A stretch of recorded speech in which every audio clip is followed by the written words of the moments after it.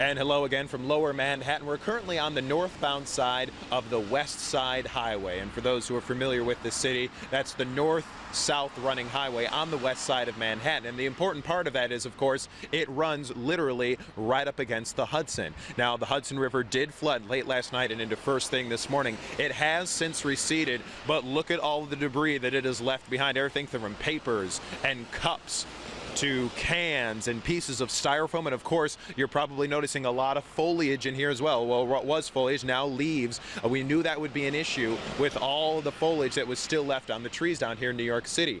I'll tell you this though, it has been a very favorable uptick in business for some of the folks we talked with today. Well, it's been really crazy this last few hours. We're trying to set up some portable generators right now to help out these few buildings that we service in this area.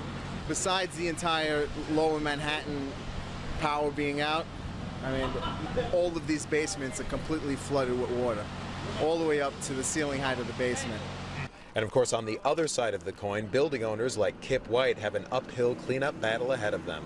The water came into the streets with such force that it essentially broke down the doors of every store on the street. So every store was completely inundated, and people had taken enormous precautions. Everyone had sandbagged their fronts, they put plastic up. As soon as it came in, there were logs going down our street. We watched the Coke machine float out of the store across the street from us through the doors that had broken down.